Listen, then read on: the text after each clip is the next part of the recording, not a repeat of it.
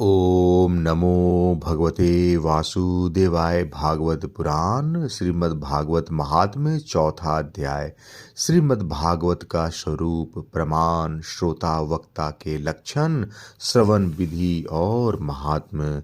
शौनकादि ऋषियों ने कहा, सूत जी, आपने हम लोगों को बहुत अच्छी बात बताई।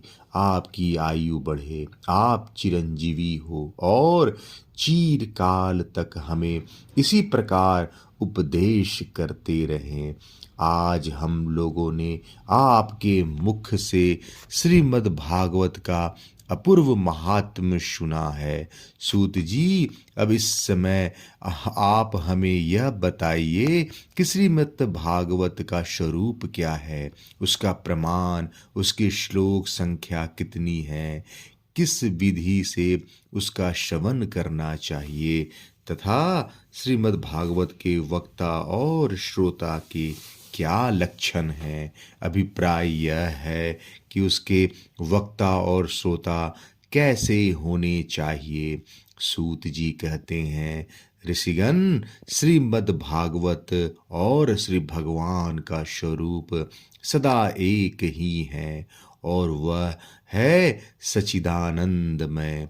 भगवान श्री कृष्ण में जिनकी लगन लगी है, उन भावुक भक्तों के हृदय में जो भगवान के माधुर्य भाव को अभिव्यक्त करने वाला, उनके दिव्य माधुर्य रस का आस्वादन कराने वाला सर्वोत्कृष्ट वचन है, उसे श्रीमद् भागवत समझो, जो वाक्य, ज्ञान, विज्ञान, भक्ति एवं इनके अंगभूत साधन चातुष्टय को प्रकाशित करने वाला है तथा जो माया का मर्दन करने में समर्थ है, उसे भी तुम श्रीमद् भागवत समझो।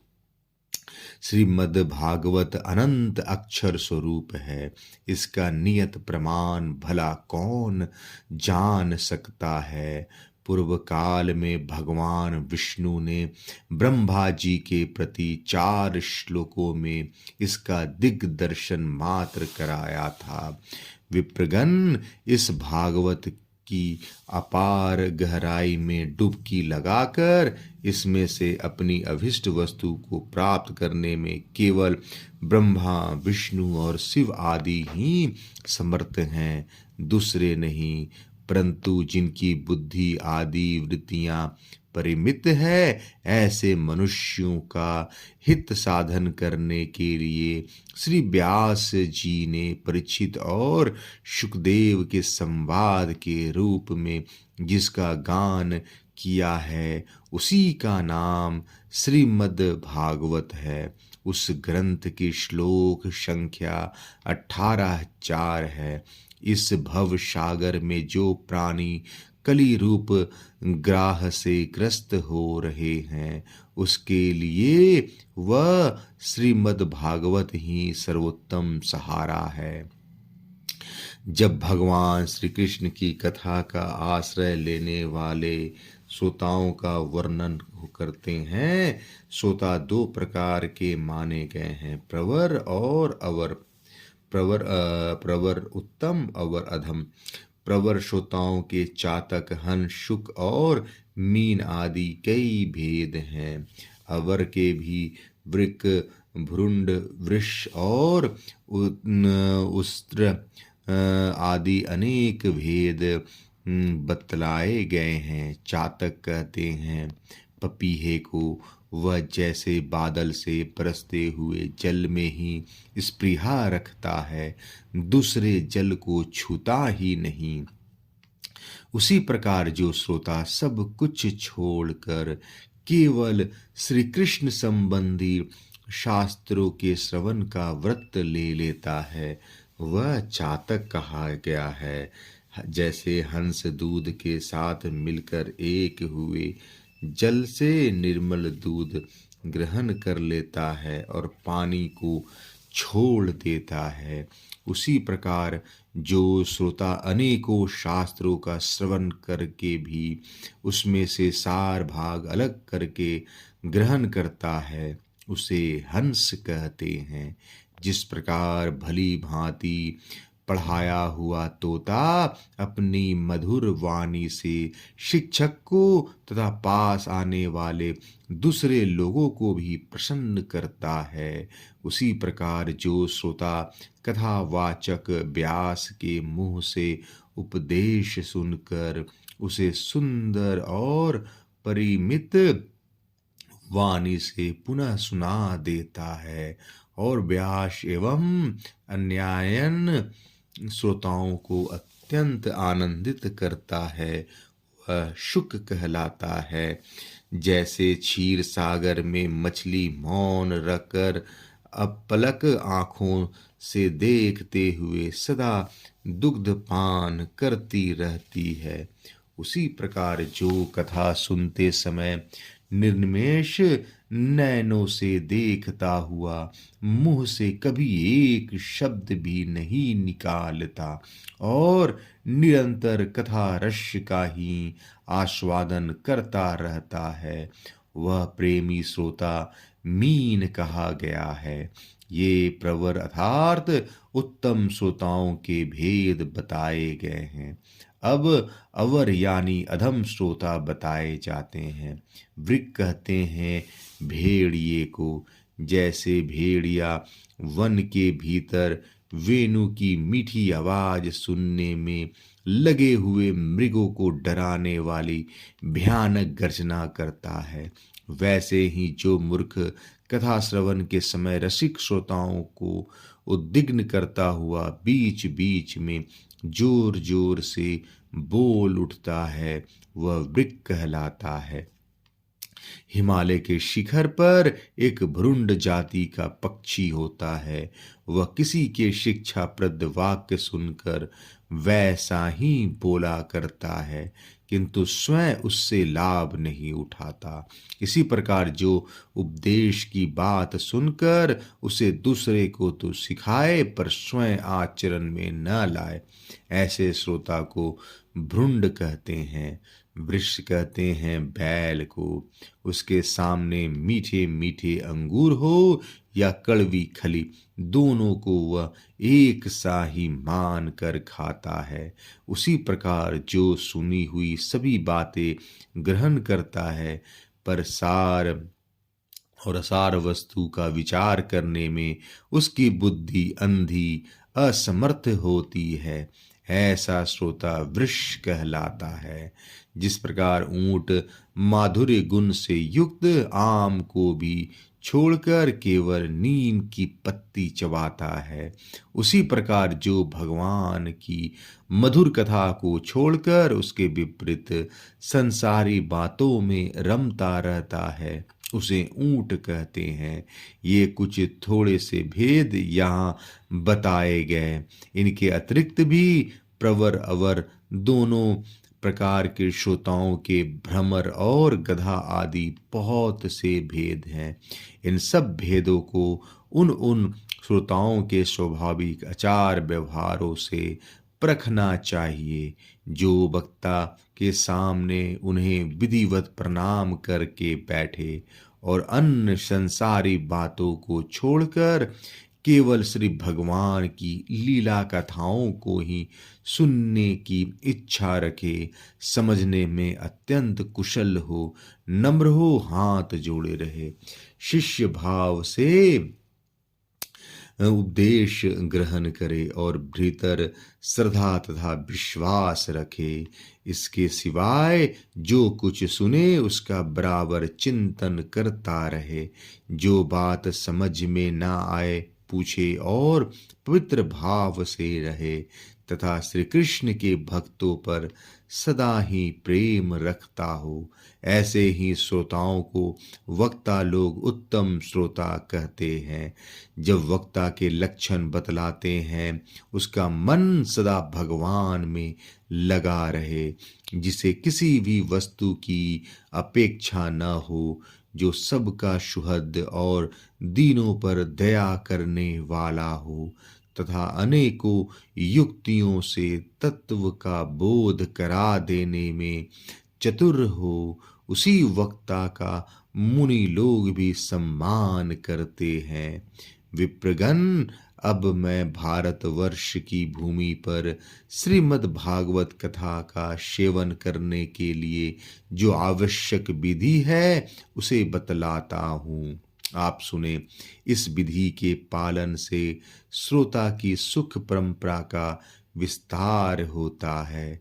श्रीमद् भागवत का सेवन 4 प्रकार का है, सात्विक, राजस, तामस और निर्गुण, जिसमें यज्ञ की भांति तैयारी की गई हो, बहुत सी पूजा सामग्रियों के कारण जो अत्यंत शोभा संपन्न दिखाई दे रहा हो और बड़े ही परिश्रम से बहुत उतावली के साथ 7 दिनों में ही जिसकी समाप्ति की जाए, वह प्रसन्नता पूर्वक किया हुआ श्रीमद् भागवत का सेवन राजस है।